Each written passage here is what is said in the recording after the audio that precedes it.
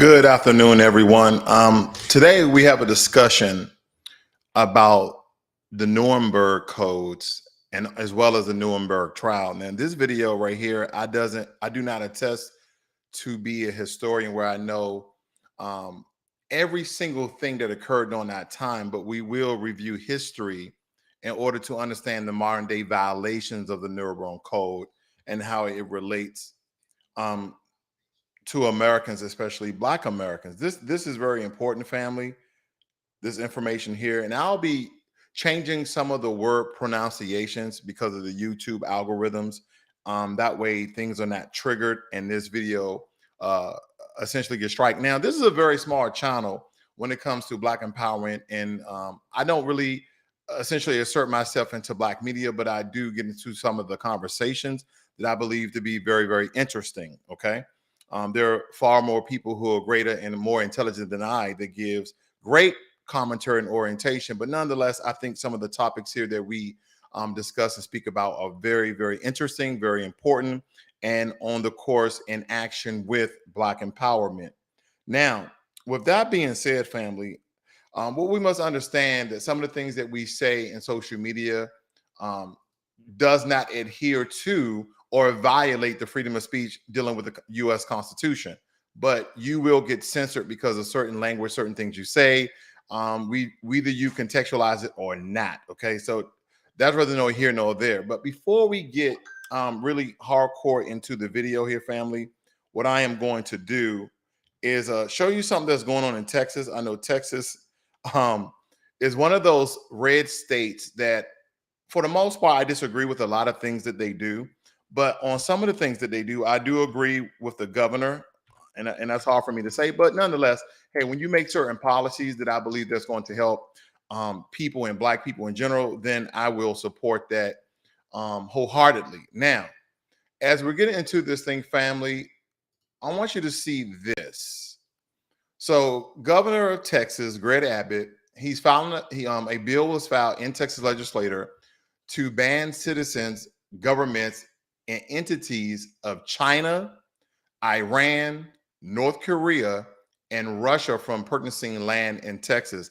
And he states right here on his Twitter page that he will sign it. It states that this following a law I signed banning those countries from threatening our infrastructure. And most likely, this is for other countries to obtain land outside of their country, which we understand when you expand your land, you expand your power and the things that you can potentially do with the land that you own. Okay, so that leads into all other sorts of issues. But I just thought that was very, very interesting, family. But let's more so get into the heart of the video here. And this information that I'm giving you, family, is not fiction.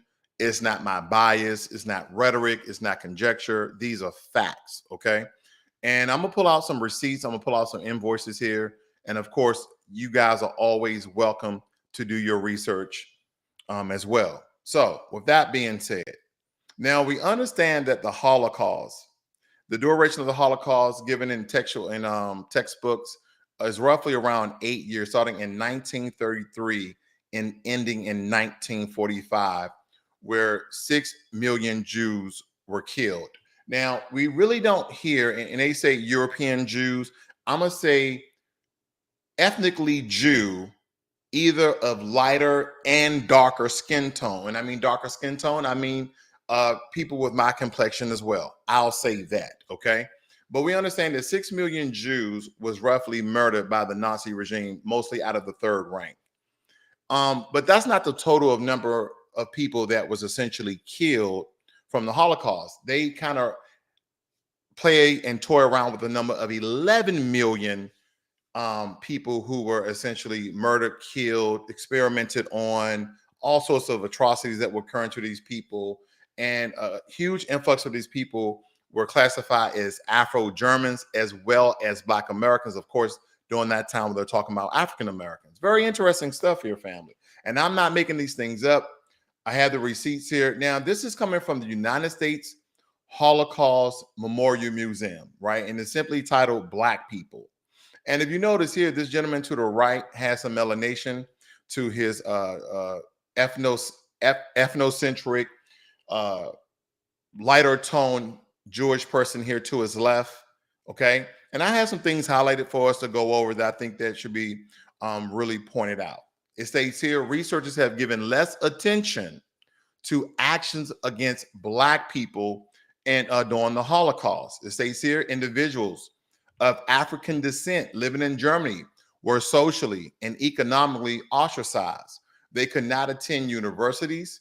They lost their jobs. They sometimes lost their citizenship. Mixed race marriages were forbidden, and doctors illegally and secretly sterilized between 385 to 500 biracial children and family. Anytime they kind of give these rough ranges, I always times it by three. That's kind of just a number I arbitrarily throw out just because the lies, they give somewhat of the truth to make it seem, oh, it really wasn't that bad. Now, most of them, most of the offspring of French Black soldiers and German women, children diversely referred to as Rhineland bastards. Black people, including African Americans, were also imprisoned or sent to internment or concentration camps right along aside of their Jewish counterparts. Okay. They were often treated more harshly and subject to medical experiments or extreme brutality. Now, there has been so many, and I haven't dug deep in this family.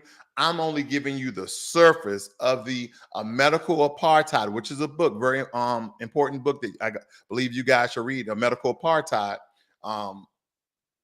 Not even the experiments that were doing the prison systems in the United States of America.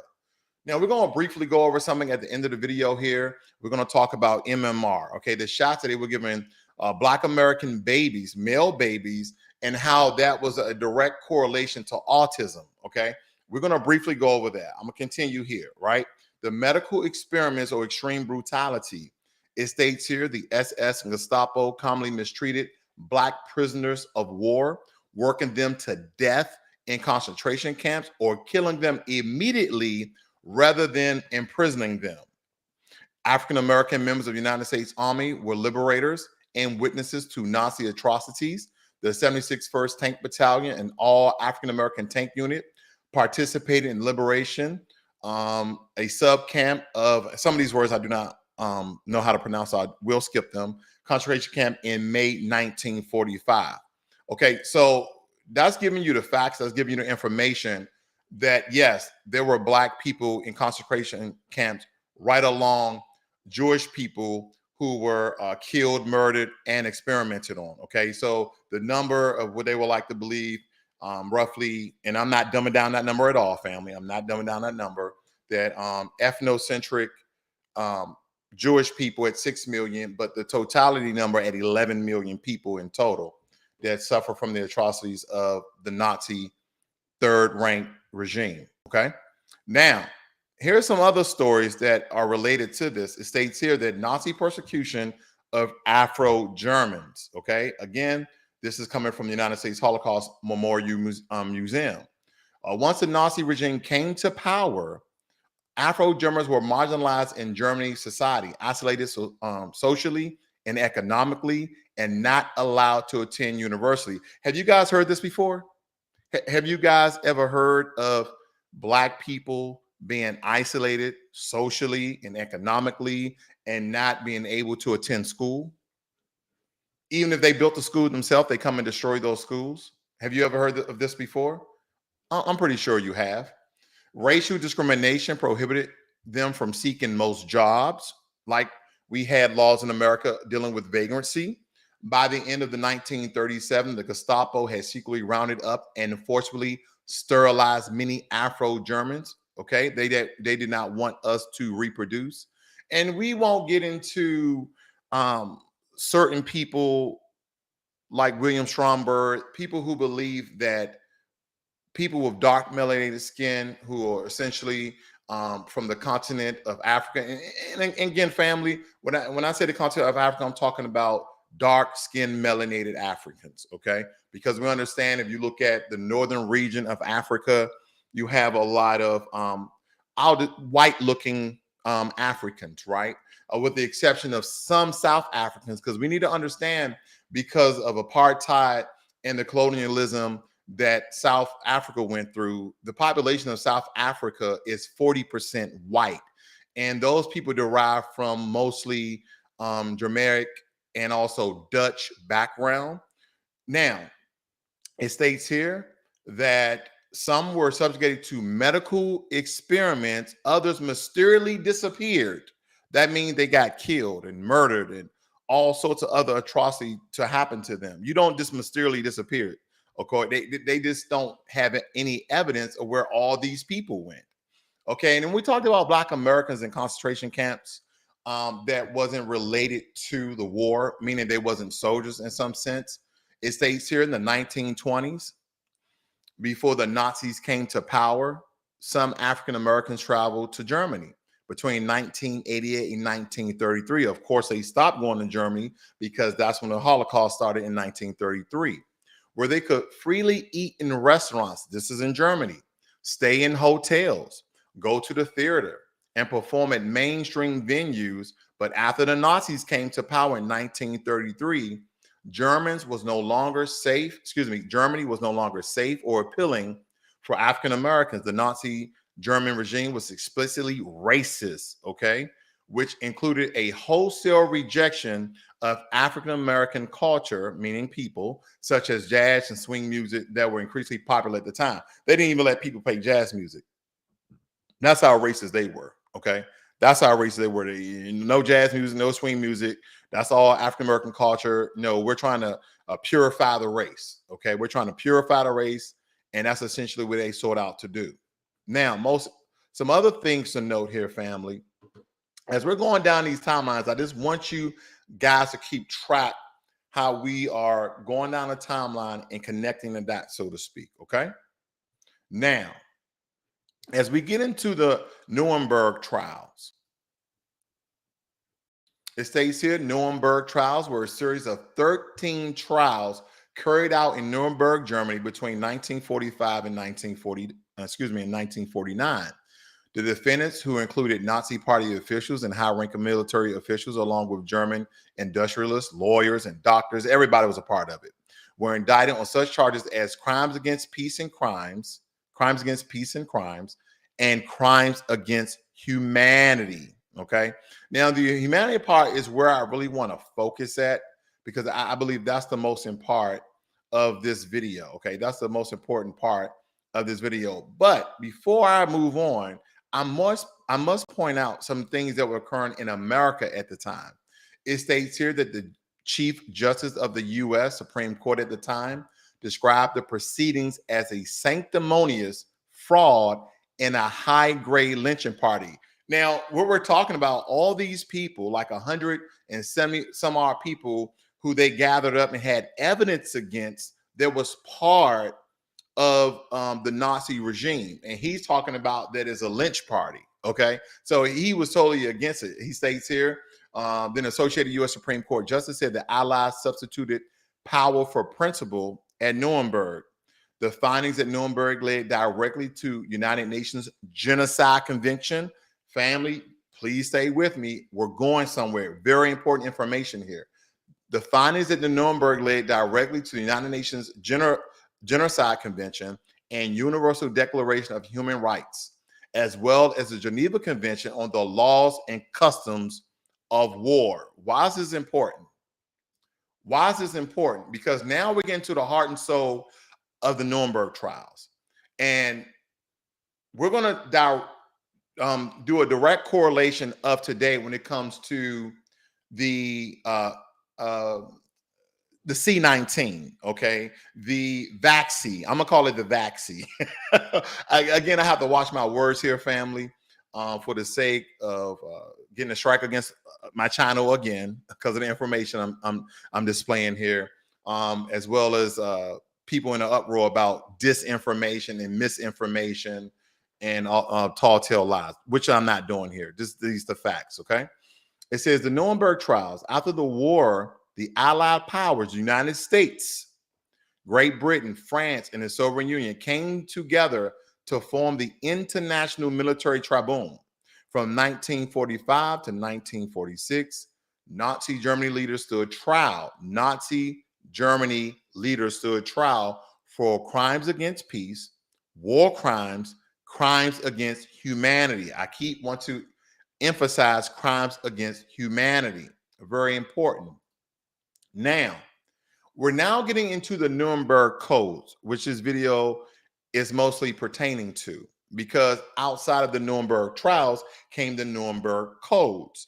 Now, if you go to, and I'll just show you his reference points here, the Office of Research Integrity, also known as ORI, which is under the Health and Human Services, you can find the Nuremberg codes.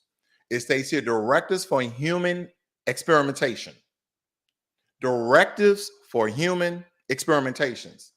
The first one states here, the voluntary consent of human subject is absolutely essential. But family, even on a governmental website, do you know they left out very, very important information? Very pertinent information for you to understand your rights that they approve with the Nuremberg codes of human experimentation. And again, we're talking about the vaccine, we're talking about the C19. Because we understand that this whole thing is still going on. Okay, the situation that started in 2020 is still going on, family, with all the different variation, with all the different strands that are mutating. Okay, but let me give you more reference here. Now, this is from the ORI, which is under Health and Human Services. And then I come over to the NIH.gov. And here's a better explanation of what the Nuremberg Code number 1 is. It's 10 Nuremberg codes, family. There's 10 of them, but here's one in its totality. It states here that the voluntary consent of the human subject is absolutely essential. Now, before we go any further, the voluntary consent of the human subject is absolutely essential. I must define what is voluntary consent. Voluntary consent means that person decides whether to consent to treatment.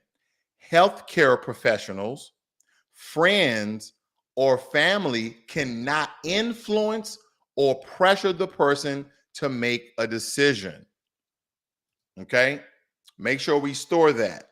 Now, the voluntary consent of the human subject is absolutely essential. This means that the person involved should have legal capacity to give consent, should be situated as to be able to exercise free power of choice without the intervention of any element of force, fraud, deceit, duress, and overreaching, or other ulterior form of constraint or coercion, and should have sufficient knowledge and comprehension of the elements of the subject matter involved as to enable him or her to make an understanding and enlightening decision. Now, family, when it comes to the vaccine, when it comes to the C19, I want to just know, I'm asking questions. I'm not trying to implement anything here. What I want to know, did you have any comprehension and knowledge of the materials and substance that was going into your body? That's just a question. That's just a question, family. I see you, Red Wine Entertainment. That's just a question. Did you know if you took it or if you didn't take it, the vaccine, the C19? Because it states right here in the Nuremberg codes, which United States, Great Britain, and France all signed off on, right? That when we're dealing with human experimentation, these are the rules that we will follow. Now, you will understand, supposedly, organizations like the CDC supposedly did some trials, but of course, those names are not released, which is their HIPAA violation. I understand, because it's dealing with medical experimentation nonetheless. So, but my question to you is, when it comes to the vaccine, did you understand the substance that were going into your body? Let me read on.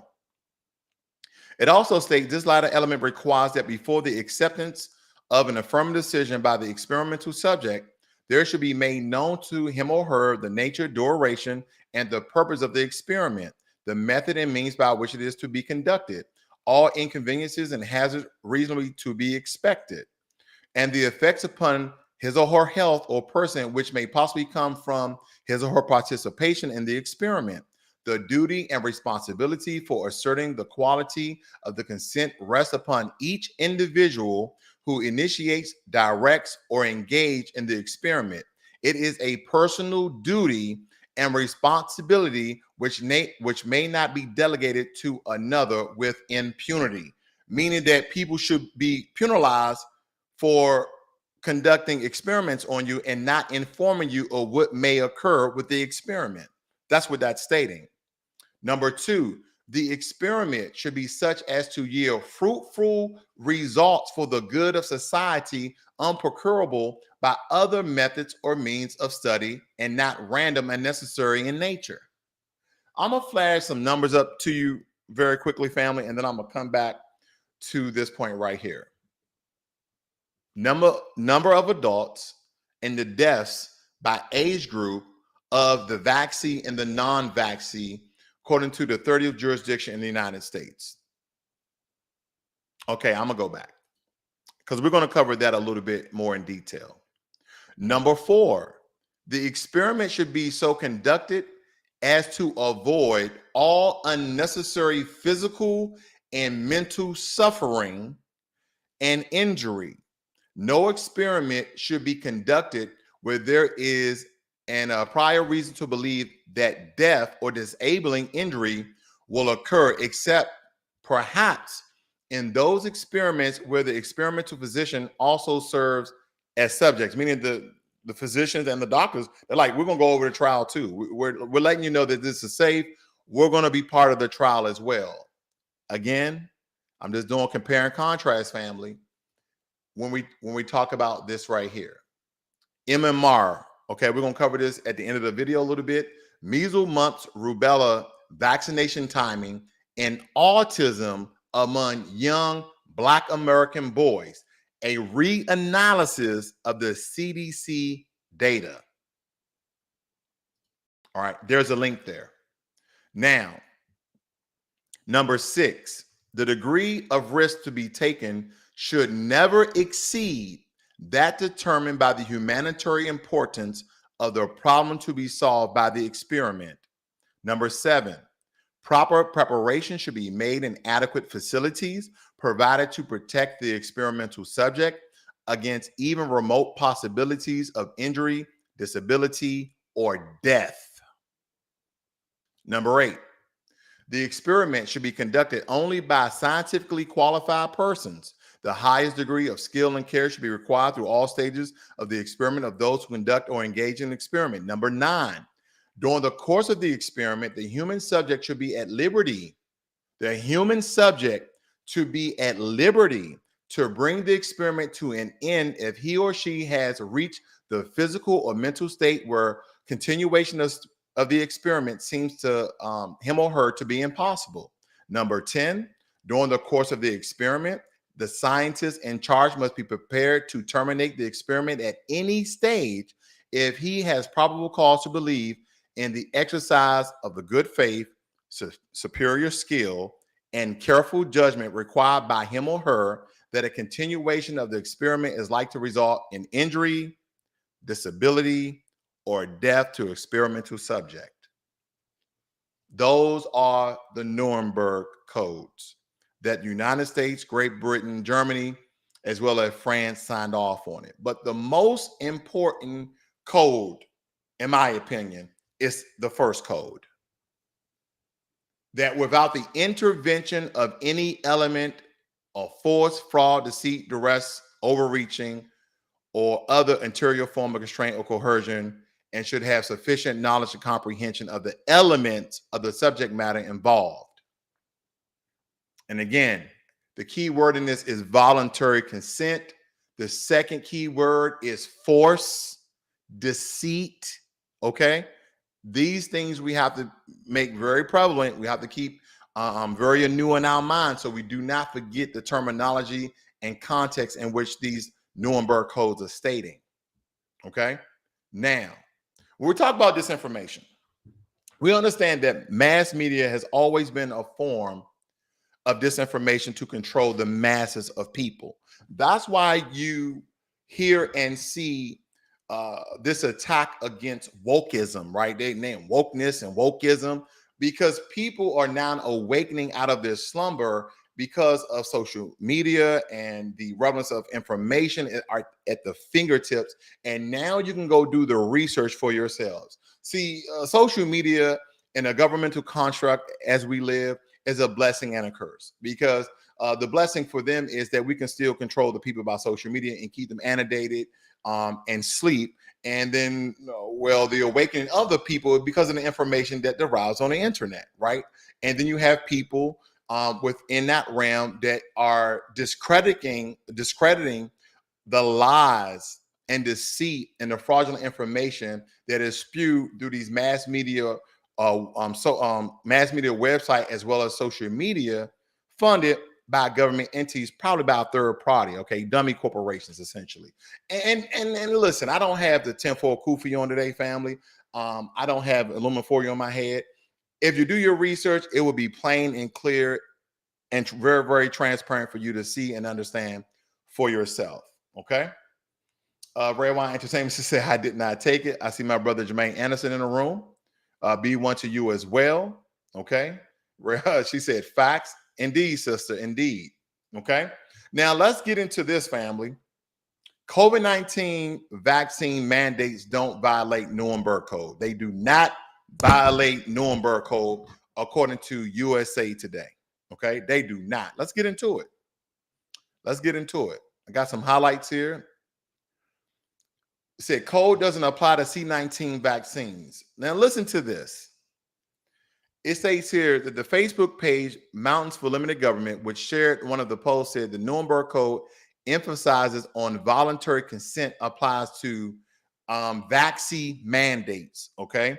So when the government and businesses declare an individual can no longer be employed, interact economically, engage socially, travel, or conduct routine activities of daily living unless they partake in the administration of an experimental drug, aka C19, the vaccine, and this that are still experimental as of August 8th of 2021. This is called duress, overreaching, and coercion, which is a clear and blatant violation of the Nuremberg Code. Now, for the information thus far, family, I'm just asking questions here. Do you believe that it violates the Nuremberg Code? Leave it in the chat. Check it later. Okay. Now, that is what the Facebook post said. Now, here's what USA Today counteracted that information by saying this is inaccurate. This code does not apply to C19 vaccine because they're not experimental.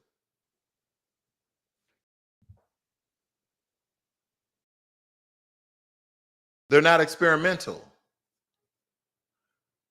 Family, do you guys understand how long it takes pharmaceutical companies to come up with concoctions, to come up with solutions in order to rectify a pandemic or a current situation that the masses of populations may be enduring at that time? I got to watch my words. That's why I'm speaking very weirdly here. So stay with me. But you guys will understand what I'm saying.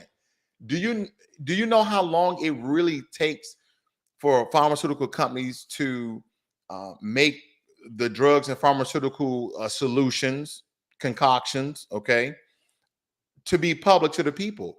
We're talking about at the least 5 years, family. On average, we're talking about anywhere from 7 to 12 years.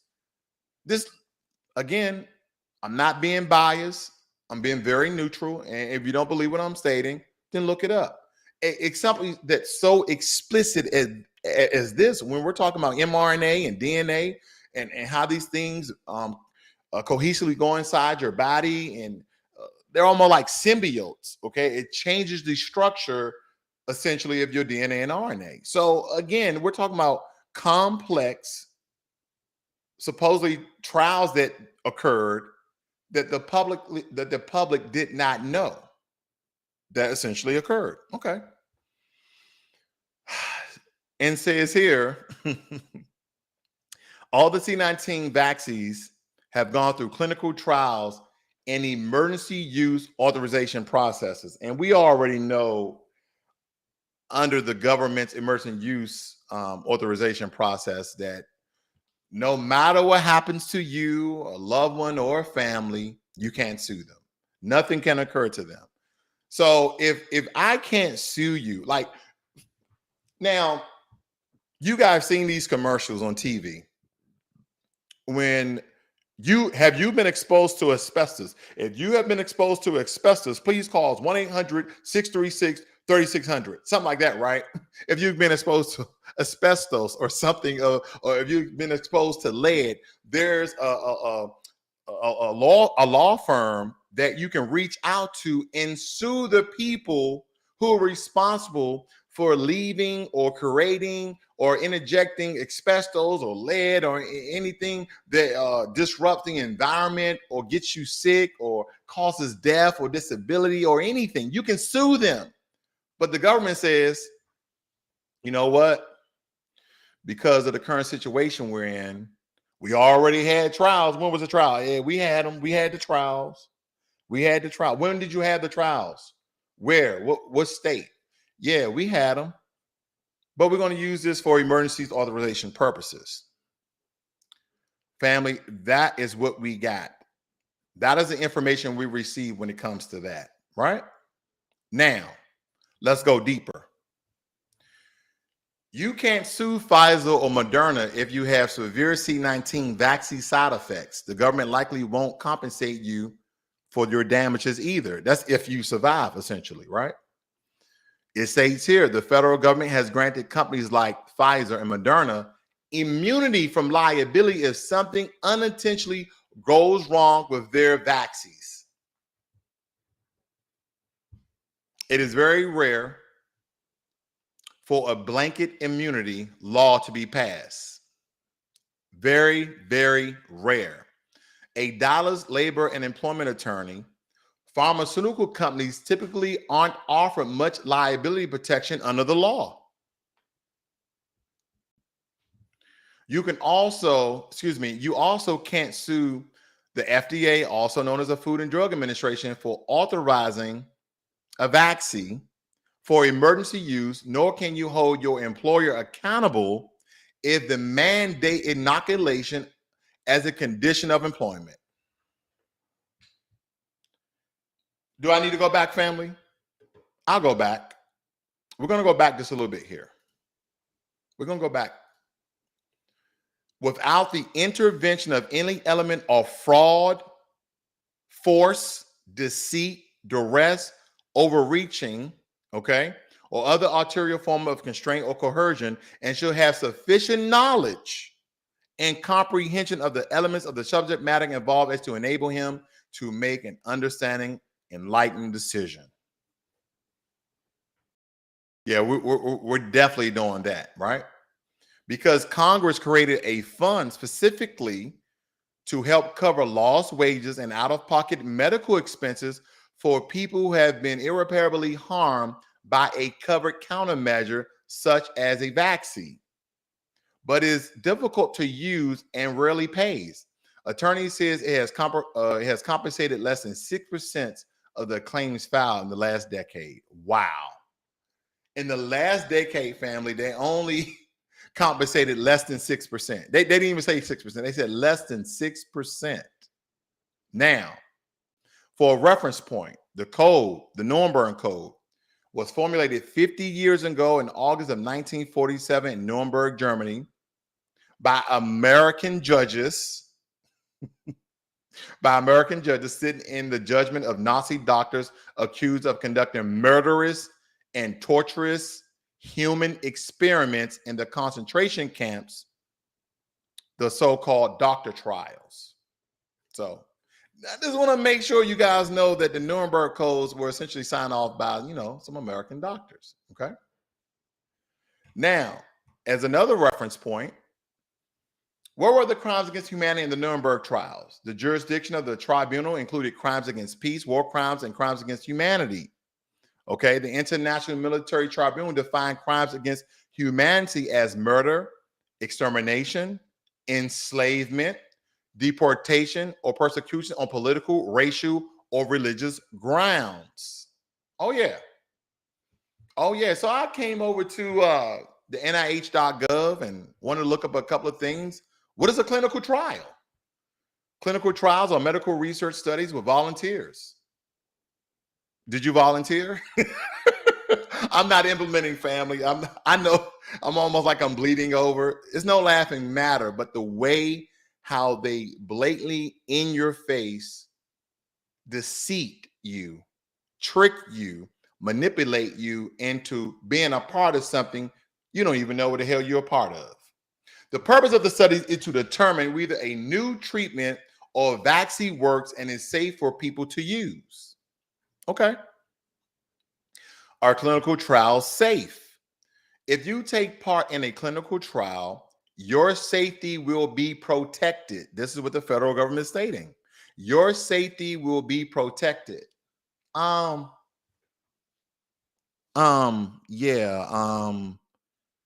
How can they do that, family? How can you volunteer to be part of a clinical trial, and then they state that when you're part of a clinical trial that your safety will be protected? And the reason why we need a clinical trial is to actually see whatever we concocting, whatever the elixirs we're mixing together actually work. We don't know if they work. We're testing it on you. Now, I was reading something within the Nuremberg codes of how they actually allow for things to be tested on animals. Now, there's a lot of people from certain organizations do not believe, because of the modern day world, that we need to be testing certain solutions on animals.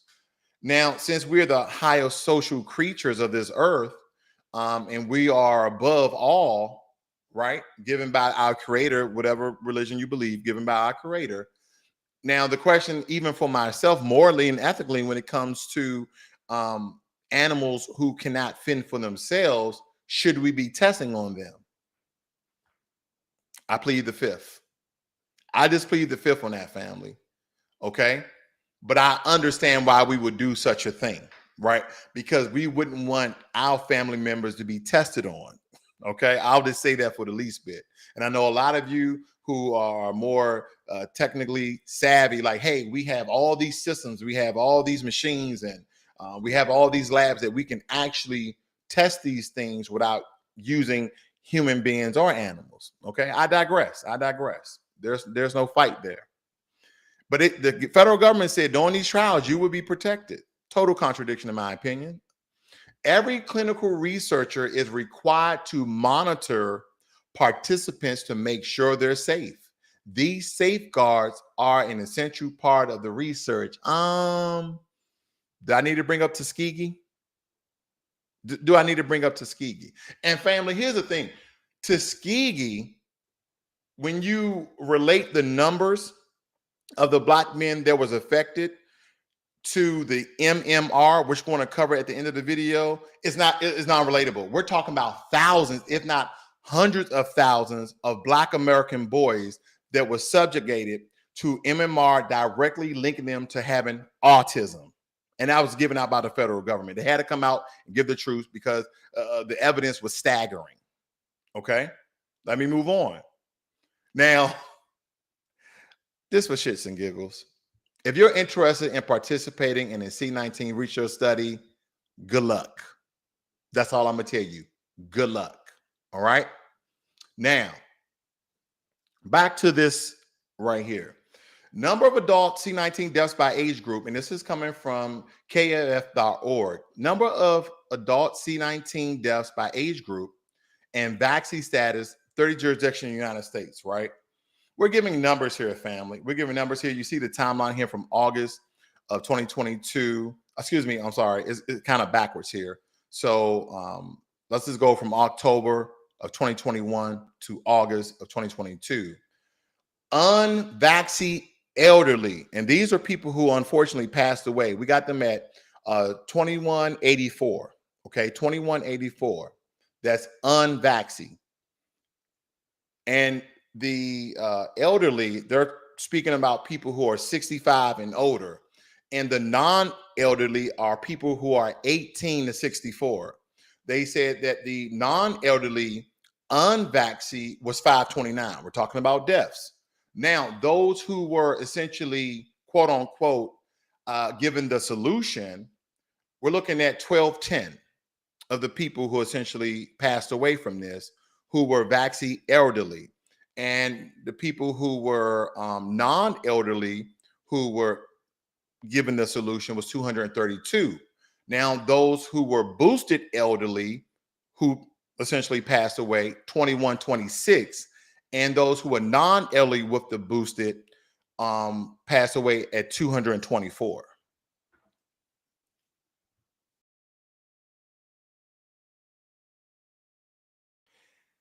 I think it's important to take a pause here.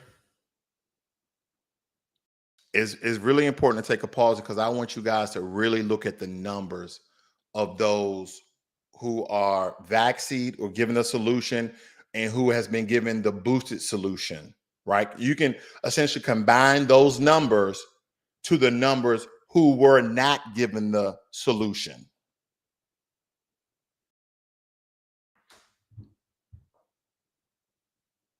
So when you add these numbers up together, family, if you keep getting the boosted, the boosted, the boosted, the boosted, and I look at the non-solution, non-elderly at 529, and I add the non-elderly solution and the boosted solution non-elderly, we're roughly coming around the same numbers. What's that? 456.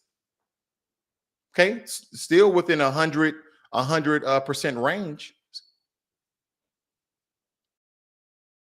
Now, last but not least, family, measles, mumps, rubella, vaccination timing, and autism among young American boys. A reanalysis of the CDC data. Now, let me get into this. A significant number of children diagnosed with autism spectrum disorder suffer a loss of previously acquired skills, suggesting neurodegeneration of a type of progressive encephalopathy with an etiology basis occurring after birth. The purpose of this study is to investigate the effect of the age at which children got their first MMR on autism and CNET. This is a reanalysis of the data set obtained from the U.S. Center of Disease Control and Protection back in 2004 publication of the time of the first MMR and autism diagnosis. Methods. The author embarked on the present study to evaluate whether the relationship exists between child age when the first MMR was administered among cases diagnosed with autism and controls born between 1986 through 1993, who were born during that time, who was born between 1986 and 1993 among school children in the metropolitan area of Atlanta. The person-child squad method was used to assess relative risk of receiving autism diagnosis within a total cohort as well as among different race and gender categories. See, family, I said this for a very, very long time. By being a Black American and what they consider as a minority, where the majority of scientists, researchers, genetic engineers, right? I call them genetic engineers, dealing with genealogy and all these things because they engineer things. But nonetheless, I digress on that. Total different video. But who do they make it for? They make it for the masses. They make it for the dominant society, right? Do you think they get a large population of Black Americans, of Black people, to run through some of these trials to see the effects on us? I don't believe so. I don't know. Okay, that's my conjecture. I don't believe so. But it states right here, when comparing cases in family, this is coming from the NIH.gov, federal government website, when comparing cases and controls receiving their first MMR solution before and after 36 months of age, okay, 36 months of age, meaning the age of 3, there was a statistically significant increase in autism cases, specifically among Black American males who received their first MMR prior to 36 months of age.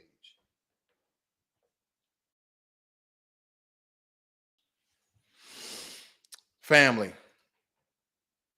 which one of you born between 1986 and 1993? Now, this goes back further than that. That's the only time they realized and recognized and evidence came about, but they were doing that for a very long time. But how many of you just got your ass whooped for being a kid and couldn't be able to stop all the time? You might have been suffering from autism. And people will tell you, ain't nothing wrong with you. Did you get your MMR shot when you was between the months of 36 and 46 months? Between what? Let's just say 3 and 4, or even prior to that. Did that occur to you, family? I'm just asking questions here. Because there's something that we must point out: autism. Now, autism is defined by persistent deficiency in social communication and social interaction across multiple contexts and restricted repetitive patterns of behavior, interests, or activities, right? Autism has risen dramatically over the past 2 decades. And at the time of this, probably the past 3 decades. And it's recently been reported that 1 in 68 children have this disorder. And at a very high percentage, guess who carried the toll of that? Black boys. Now, in addition to these core deficiencies, autism has also been characterized by many other conditions, including gastrointestinal issues, sleep issues, eating disorders, and sensory processing issues. Sensory processing issue, somewhat the inability and the limitation of learning. Wow. You know what? This almost kind of connects and correlates to eugenics.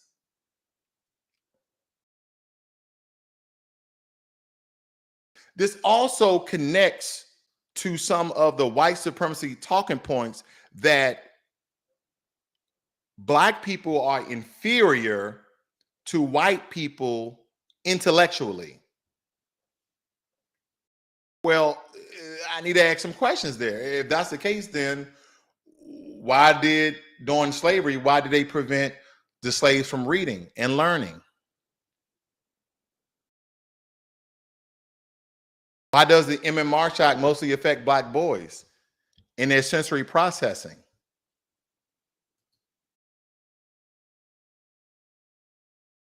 I'm just asking questions, family. Why is there a high mobility rate? Why there's a high obesity rate in the Black community? Because it states, when you look at the effects of autism, that guess what? It comes along with eating disorders. Family, I'm just asking questions. You may think I'm implying, but I am doing some comparison correlation. Again, I'm no scientist. I'm no researcher. I'm not even a historian. I read history. I study history. I look at the current day and present day, because here's what's important. If you do not know history, you're doomed to repeat it. So we keep going way back to the Tuskegee experiment, where we have current information stating that a state of eugenics, a piece of eugenics, a percentage of eugenics was occurring to our Black boys. And our parents, who didn't know any better, allowed this to happen. Probably signed some waivers. And guess what? Of course, these companies, they didn't get sued. Full protection of the federal government. Yeah, I'm gonna read some of your notes here. Red Wine Entertainment states that it definitely takes longer than what had happened. She also states here she was born in 87. Okay. The family. Again, this is no laughing matter. And I do want to give a shout out to Riza Islam. I might just get a strike for saying his name on my channel, but nonetheless, the brother did a really great wow, he did such a great job on one of his last videos that I saw maybe about a week or so ago, talking about some of the same things here about how psychiatrists and psychologists and mental health really increase uh, the rate of white superiority and to label and degrade black people on a mental level. I'll just say that because I don't want to take away from the brother's work.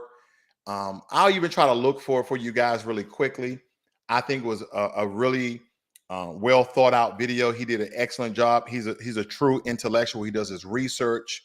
Give me 1 second, family. I'm gonna look up this very quickly. I think it's a very interesting. It's a very interesting video you must watch. If this is any interest of you, I believe that you must watch it because it's going to really break down a lot of things that and give you explanations on that I really think that you guys should be aware of. I know for myself, it was a very, very important video that just kind of enlightened me to a point where it made me do this video and inspired this video. Let me show you very quickly here, family, before I get out of here. Now, the name of it is called Exposing the Origins of the Mental Health Field. Okay. And again, it's on his channel, Riza Islam Intellectual Extremist. I want to make sure that brother gets his credit because he put a lot of hard work into that video. And he's stating that he's going to do another part too. And as you can tell, the stuff I kind of look at, and this is kind of my history here, you know, giving honor to Dr. Francis Cress Welsing. That's kind of where I do a lot of research. And I also look and learn from other people. Family, here's my thing. I always feel like as we continue to evolve, as we continue to grow, that you are an amalgamation of the people that you learn from, the people that you listen to. So essentially, I can go out and say, hey, I'm a little bit of MLK, a little bit of Malcolm X, a little bit of Khalid Muhammad, a little bit of Riza Islam, a little bit Tariq Nasheed, a little bit of Jason Black, a little bit of TD Hip Hop Media, a little bit of Dr. Boyce Watkins, a little bit of all the people that essentially inspire me and motivate me to do the work I do on my channel. You're a little bit of all of them. And then you have yourself at the core. Okay. We can talk about Neely Fuller. We can talk about John Henry Clark. There's just so Pee Wee Newton. We can talk about so many people. Marcus Garvey. We can talk about so many people who I believe I have little its and bits and pieces of in my brain housing group. Right? I may can't always put the right words together, but believe me, family, this is the most powerful thing that you have, and you must feed it. I'm a little bit of 19 keys. I mean, I'm a little bit of every person that has educated me in some form of matter. And it's a huge difference between education and indoctrination. And I hate to say it, family, you send your kids off to public school or private school, then you have to reverse the indoctrination and then you must educate them. My son comes home, he asks me questions, he tells me things, and then I have to re-educate him. Now, every family like myself, we're not set up where we can home educate our kids. And if you can, then you shall. You should do it. Because you'll be doing what I'm doing is re-engineering, reversing the indoctrination, brainwashing to what the truth versus the lies really are.